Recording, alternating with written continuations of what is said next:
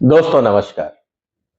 आज की दुनिया में ताकतवर वही है जिसके पास टेक्नोलॉजी है। आज अगर अमेरिका चाइना से परेशान है तो वो इसलिए नहीं कि चाइना अमेरिका से ज्यादा अमीर है या वहां पे पर कैपिटा इनकम अमेरिका से ज्यादा है या दुनिया के सारे बड़े लोग या कंट्रीज चाइना के दोस्त हैं। हकीकत उल्टी है।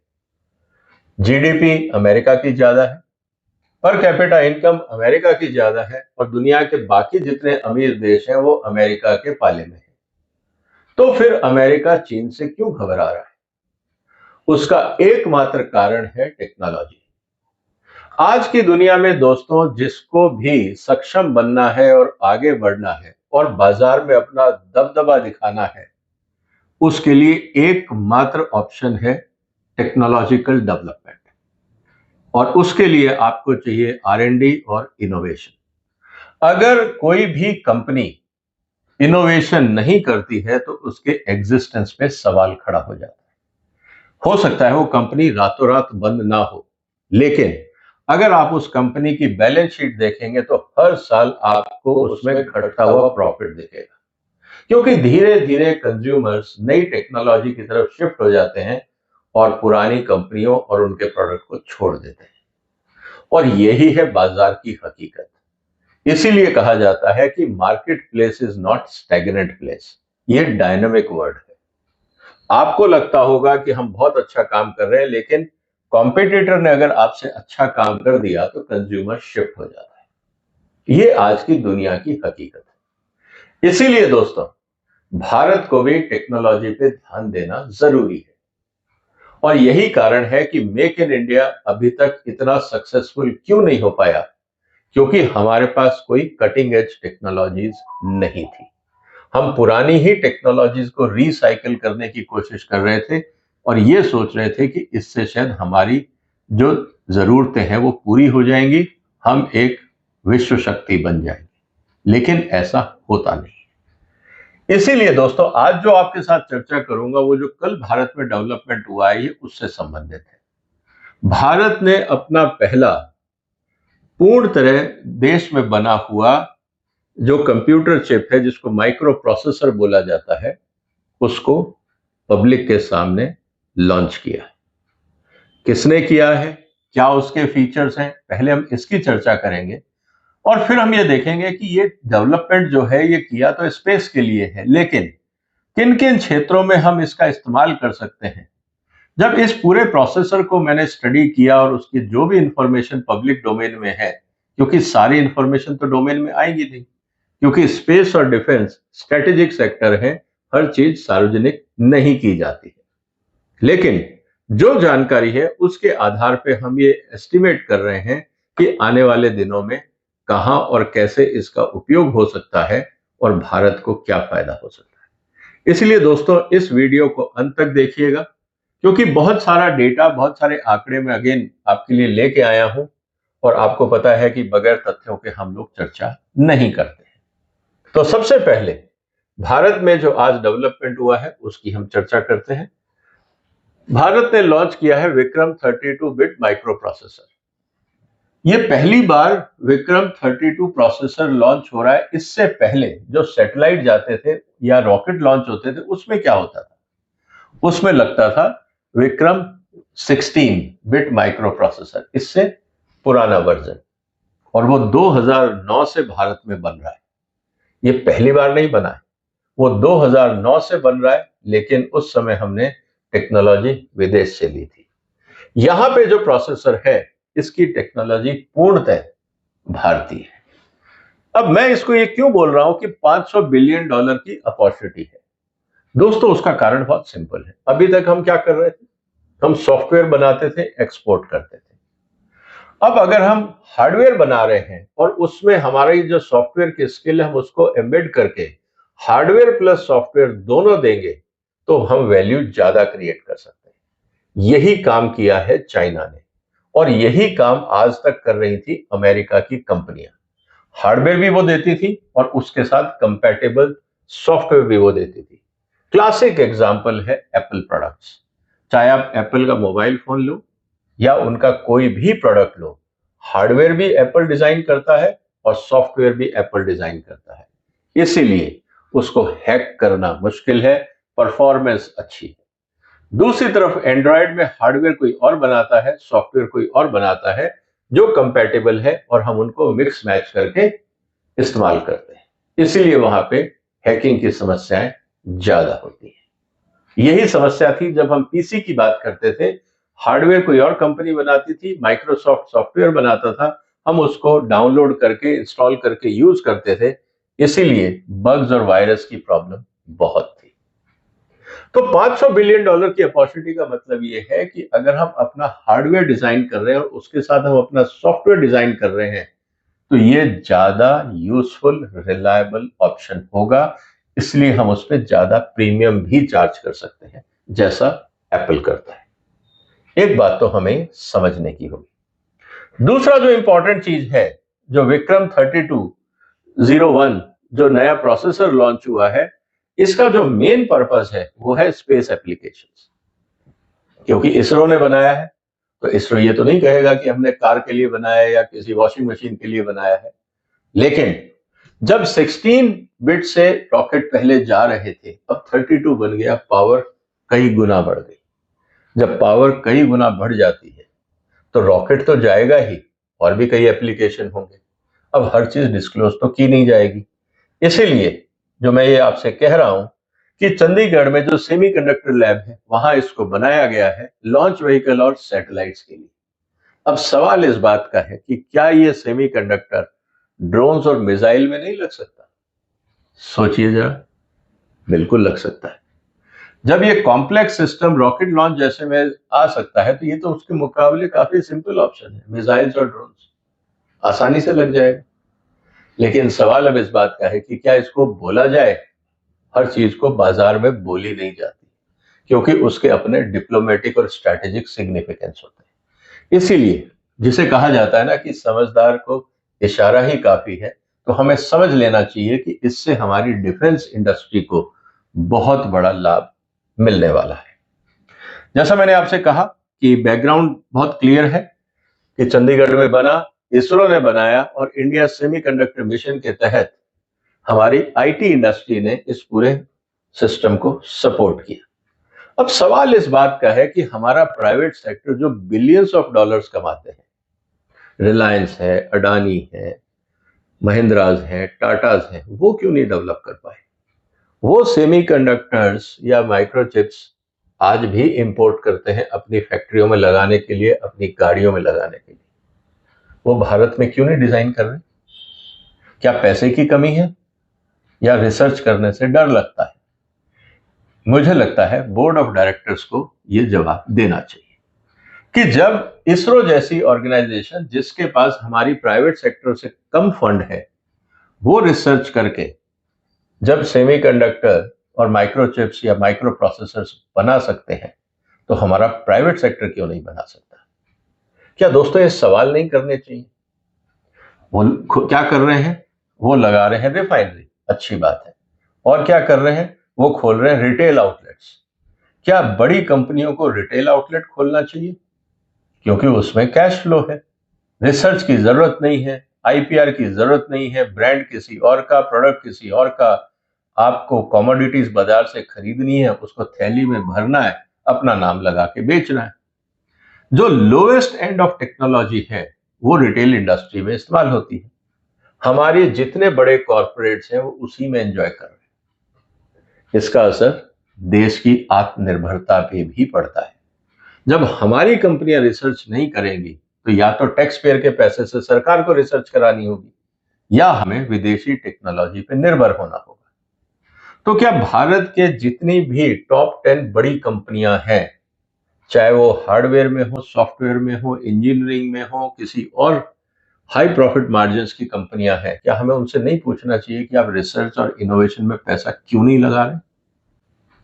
अगर पूछना चाहिए, तो आप भी सोशल मीडिया के माध्यम से ये सवाल उठाना शुरू करिए कि बोर्ड ऑफ डायरेक्टर्स ऐसी कंपनियों में बैठ के क्या कर रहे हैं, वो क्रिटिकल टेक्नोलॉजीज में क्यों इन्वेस्ट नहीं करना चाहते? ये एक अलग चर्चा का विषय। रही बात प्रोसेसर की, इसको थोड़ा सा हम और डिटेल में समझ लेते हैं। जैसा मैंने कहा, इसमें सबसे इंपॉर्टेंट चीज क्या है? सैटेलाइट ग्रेड है। कॉस्मिक रेडिएशन और सिंगल इवेंट अपसेट को रेजिस्ट करने की क्षमता होनी चाहिए, क्योंकि स्पेस में जो वर्किंग एनवायरनमेंट है वो काफी अलग है। -55 से लेकर +125 तक ये टेम्परेचर वहां पे रहता है। Clock speed, information not publicly disclosed, और ये जरूरी है। हाँ, ये कहां पे क्लॉक स्पीड आती है? जब आप देखते हैं कि जो गेमिंग सॉफ्टवेयर आते हैं या गेमिंग प्रोसेसर्स आते हैं, वहां पे हम क्लॉक स्पीड की बात करते हैं। हम बात करते हैं i7, i9, इस तरह से अलग अलग स्पीड्स की हम बात करते हैं। आर्टिफिशियल इंटेलिजेंस की जब बात आती है तब क्लॉक स्पीड की बात आती है, उसके एप्लीकेशंस अलग हैं। लेकिन यहां जो हम बात कर रहे हैं उसके एप्लीकेशन अलग है।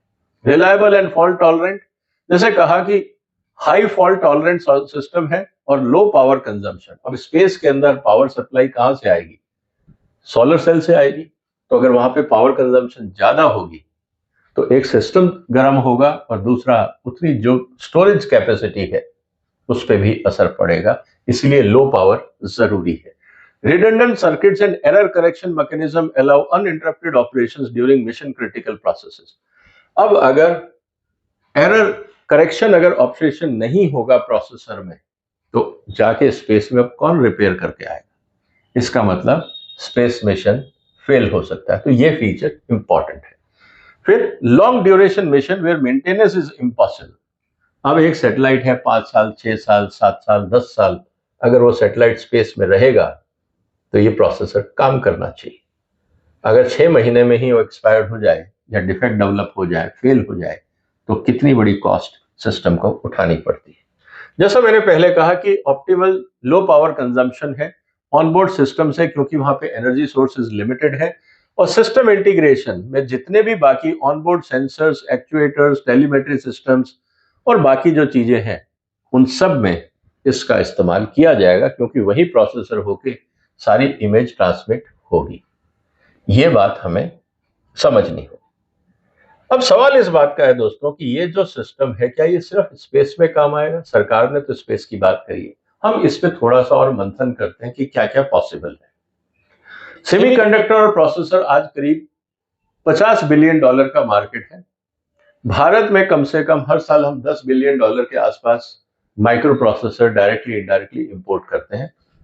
अगर हम ये करें तो जितने भी हमारे इंडस्ट्रियल कंट्रोलर और आईओटीज हैं, आज हम हर इंडस्ट्री में ऑटोमेशन की बात करते हैं, सब में प्रोसेसर लगते हैं। क्या आने वाले दिनों में हम भारत का बना हुआ प्रोसेसर यूज नहीं कर पाएंगे? बिल्कुल कर पाएंगे, क्योंकि 32 बिट्स कोई प्रॉब्लम नहीं है, बड़ी आसानी से सिस्टम को चलाएगा, क्योंकि हम वहां गेम्स नहीं खेल रहे हैं। इंडस्ट्री ऑटोमेशन में क्या होता है? आपका डेटा आता है, आपको जिस हिसाब से डेटा प्रोसेस करना है उसको आप कंपैटिबल कर सकते हैं। एक प्रोसेसर, 2, 3, 4, 5, आपको जितने लगाने आप लगा के एक इन हाउस सर्वर डिजाइन कर सकते हैं। इसी तरह से डिफेंस इलेक्ट्रॉनिक्स की जैसे मैंने आपसे बात करी कि जब रॉकेट जा सकता है तो क्या मिसाइल्स और रेडार और सैटेलाइट कम्युनिकेशन नहीं हो सकता? बिल्कुल हो पाएगा। इसरो के बाकी जो स्पेस एप्लीकेशंस हैं वो हो जाएंगे। स्मार्ट डिवाइसेस, जैसे हम घरों में स्मार्ट मीटर की बात करते हैं, एग्रीकल्चर सेंसर्स हैं, इंडस्ट्रियल सेंसर्स हैं, क्या हम वहां पे ट्रैकिंग नहीं कर पाएंगे? सीसीटीवी कैमरे के साथ सारा डेटा कंपाइल करके प्रोसेस करके ट्रांसमिट करना क्या मुश्किल है? ये सब हो जाएगा। जब स्पेस में काम हो सकता है तो ग्राउंड पे हो ही जाएगा। और फिर जो हम आज की तारीख में सस्ते लैपटॉप और टैबलेट बनाना चाहते हैं एजुकेशन बच्चों के लिए, क्योंकि सब कुछ डिजिटाइज हो रहा है, ऐसी स्थिति के अंदर जब हम बात कर रहे हैं तो दोस्तों ये प्रोसेसर बहुत काम की चीज होगी। क्योंकि जब अंतरराष्ट्रीय लेवल पे इतने सारे प्रोसेसर बनते हैं और हम आयात करते हैं, तो हम देश में बना हुआ सिस्टम भी तो लगा सकते हैं। इस बात को हमें समझना होगा। इसका मतलब क्या है दोस्तों? जैसा मैंने आपसे कहा कि ये सारी चीजें इंपॉर्टेंट हैं। अब स्ट्रेटेजिक सिग्निफिकेंस इसका क्या है? नेशनल सिक्योरिटी एंड स्पेस के ऊपर जो इंडिपेंडेंस है, क्योंकि जब भी हम कोई सिस्टम डिजाइन करते हैं, लेते हैं, तो बायर ये पूछेगा तो सही हम कहाँ इस्तेमाल कर रहे हैं, कितना ले रहे हैं, क्या करेंगे हम इसका, थोड़ा बहुत तो आइडिया उनको है ही। कि अगर एक रॉकेट में 10 लगते हैं तो हम 20 क्यों ले रहे हैं, इसका मतलब हम कहीं और इस्तेमाल कर रहे हैं, क्या हम मिसाइल बना रहे हैं, क्या हम कोई और व्हीकल बना रहे हैं। तो बहुत सारी चीजें डिस्क्लोज हो जाती है। तो एक देश की सिक्योरिटी को लेकर, चाहे वो एरोस्पेस हो, डिफेंस हो, स्ट्रेटेजिक सेक्टर्स हो, वहां उसको बहुत फायदा मिलेगा। एक हमें जो एजुकेशन सिस्टम में हम हर जगह चाहते हैं कि डिजिटल इंडिया बने और सस्ते डिवाइस लोगों तक, किसानों तक, विद्यार्थियों तक पहुंचे, उसमें ये काम आएगा। सेमीकंडक्टर इकोसिस्टम, आज जैसे हमने कहा कि भाई जब इसरो बना सकता है तो प्राइवेट सेक्टर क्यों नहीं बना सकता। अब प्राइवेट सेक्टर को भी हिम्मत बंधेगी कि जब इसरो ने कर लिया तो शायद रिलायंस भी सोचे कि हम भी बनाए, बहुत बड़ा बाजार है, $100 बिलियन का बाजार है, अच्छा मार्जिन है। अडानी भी सोचे कि भाई ड्रोन्स हम बना रहे हैं, सब कुछ बना रहे हैं, तो प्रोसेसर भी हम खुद ही अपना डिजाइन करते हैं। इसी तरह से जितनी कार कंपनीज हैं वो आज सब प्रोसेसर्स बाहर से ले रहे हैं, तो इन हाउस बनाना शुरू करेंगे, उनसे उनकी कॉस्ट कम होगी, डिजाइन इंप्रूवमेंट होगा, बाकी कैपेबिलिटीज वो डिजाइन कर सकते हैं, तो ये फायदा बनेगा। और सबसे इंपॉर्टेंट चीज क्या है कि जब आपके यहाँ पे R&D होती है तो आपकी क्रिएटिव एक्टिविटी बढ़ जाती है, नए डिजाइन भारत में बनेंगे, नए सिस्टम भारत में बनेंगे, भारत के बाजार में आएंगे और यहां से विदेश में भी जाएंगे, तो ओवरऑल एक इकोसिस्टम क्रिएट होता है। अभी जो किया गया है वो आप ये कह सकते हैं कि ये टेक्नोलॉजी डेमोन्स्ट्रेशन है कि भारत भी अपने यहाँ पे माइक्रो प्रोसेसर बना सकता है, चाहे हमारा पहला कदम है। जैसा प्रधानमंत्री जी ने कहा कि हम लेट शुरू हुए लेकिन हम तेजी से आगे बढ़ रहे हैं, ये बात सही है। इसीलिए आने वाले दिनों में आपका अगर $10 बिलियन के आसपास भी विदेशी मुद्रा बचती है और उसमें से अगर आपने आधा पैसा भी रिसर्च में लगा दिया तो चमत्कार हो जाएगा।